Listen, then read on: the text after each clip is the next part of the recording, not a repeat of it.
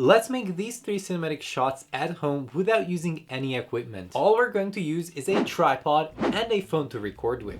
Good morning everyone and welcome back to Filmmaking Simplified. It's really nice to have you back. Now before we jump into the video, into the shots that I just showed you a few seconds ago, I'd like to give this video a bit of a runway. So I spent 5 years in film school in total, and throughout these 5 years one of my teachers once said that it's impossible to teach filmmaking. And at the time, it made me furious, right? Because I was paying for the course and I was like, damn, what the fuck am I doing here? It was only years later when I understood what it really meant. On one hand, filmmaking and arts in general are not like mathematics, for example, where 1 + 1 = 2. In fact, in filmmaking, 1 + 1 = 3, if you get the joke. If you don't, watch this video that I made a few months ago, and you'll understand it afterwards. And the reason for that is because what we like, beauty and aesthetics, are all philosophical questions. So simply put, we don't have to like the same things. Artists and art consumers will find their own taste and inevitably each other. Now, on the other hand, filmmaking is all about problem solving. Regardless in which department you work in or you want to work in, the majority of your job will be problem solving. But that's the whole reason why we get to make better and better movies years after years, because a creator dreams the impossible and then gets a group of talented people around them that will make it happen. So problems will be always there to stop you from making the film that you want.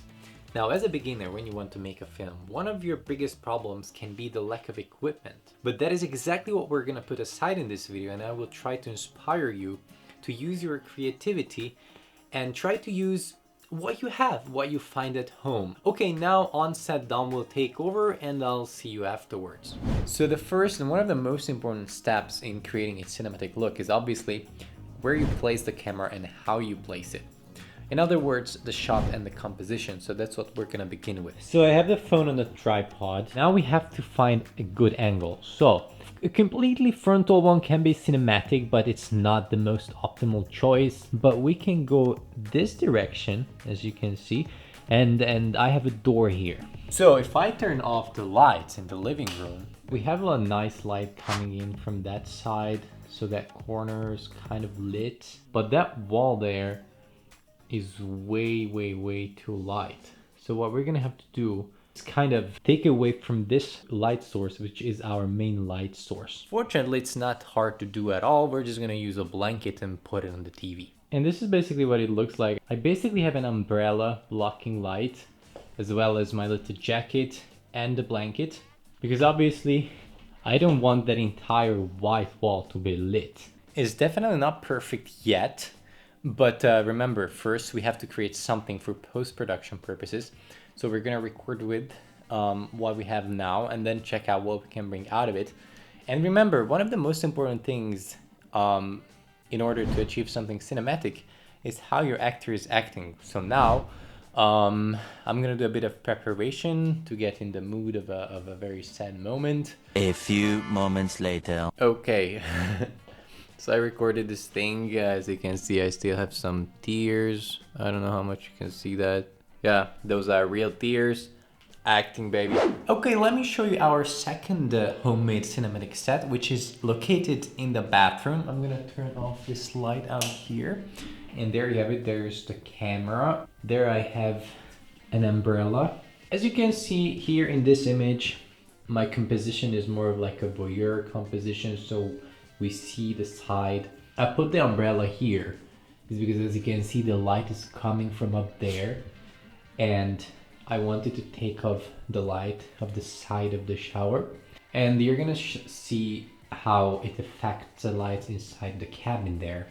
So without any further ado, let's get naked. Tomorrow. Good morning, guys. It's the morning now, and I'm about to do the next shot, the final shot for this video, which is going to be the morning mood in the bed shot. So let's move on to the location right now. All we're going to use is the light that's coming from the window. A very important aspect of lighting is to learn that you don't necessarily have to add lights to a set, but to control the ones that you already have there. In this case, I have the window, which is the best kind of light that you can get.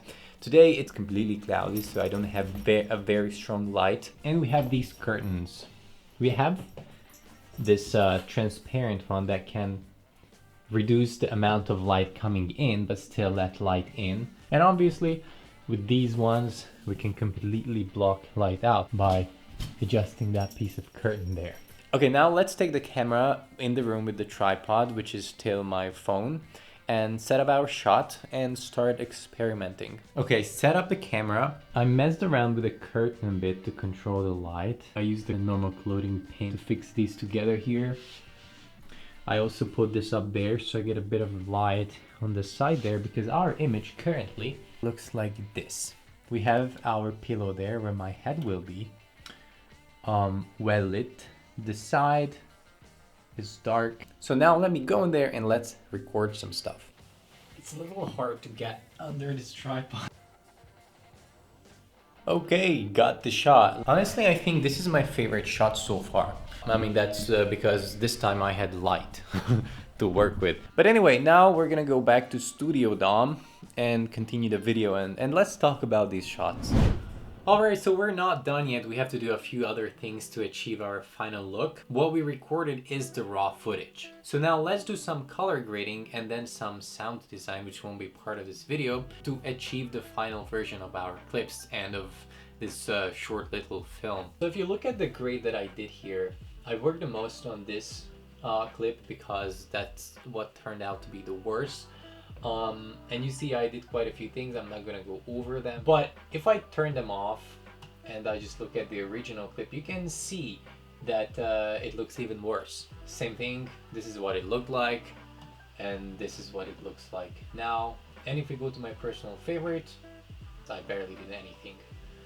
So another very important thing we need to talk about is aspect ratio. As you can see, my original raw footage is 16:9. A wide aspect ratio, but I put this letterbox layer on it to turn it into a 4:3 letterbox aspect ratio. Now, why did I do that? So a beginner's mistake is using any kind of aspect ratios without any purpose. By choosing a different aspect ratio, you're making an artistic choice because it will have meaning.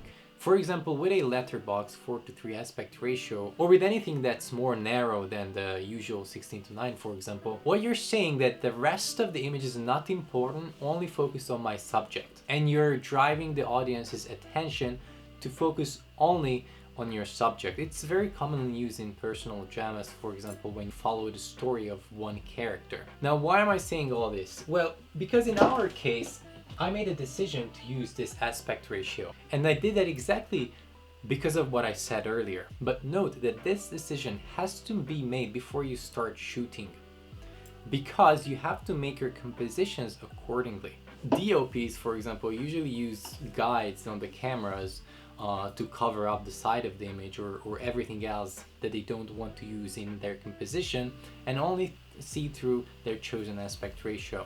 So long story short, regardless of what aspect ratio you choose, you need to have a purpose with it. Okay, so now as a final step, I will add some sound design to our clips and compile them into one, but I'm not going to show it in the video. Instead, let's just watch the final result.